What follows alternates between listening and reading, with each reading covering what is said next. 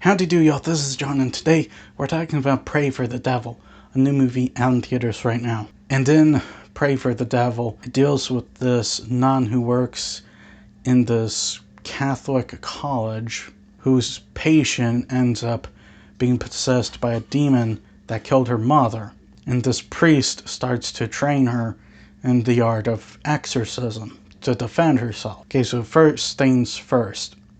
What I liked about this movie, first of all, I do think that the acting was fine. Two of the characters, Sister Anne and Father Quinn, I believe his name is. I think the actors in those parts did really well, including Sister Anne, who's the main character. And speaking of Sister Anne, she is a pretty well-developed character. She's not the best main character in a movie, but by the end of the day, you do feel like it was necessary for her to be the main character, and they do some stuff with her that make you like her a little bit. Again, not best main character in the world, but likable and necessary. Some of the actors, like the guy who plays Father Dante, are okay, but they're nothing great. And there are a few that are just like, okay, that's just bad acting. Like there's this other priest in the movie that I'm guessing is one of Father Dante's friends.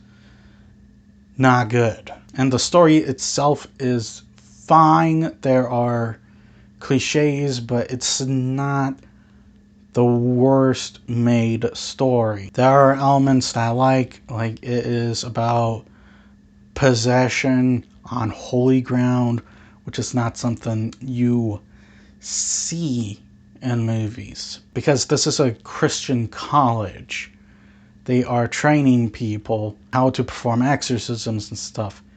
You would think this situation would not be on holy ground. It would be more in a hospital, them going to a hospital for possessed people. That's not the case, and it does make things a little more unsettling. However, there are cliches like the main possessed person, this child, her and Sister Anne have a connection, and the explanation for that connection is something that's been done before, and has been done several times. Yes, there are ways of making cliches work if done differently, but in this film it's not done differently. It's done in fashions that have been done before. And when it comes to the actual horror itself, tonally speaking, visually speaking, it's done well, but in overall execution, not so much. The scares can be seen from a mile away, however, they still pull out all the stops to, visually speaking, try to make the scares at least good looking, but you see them happen.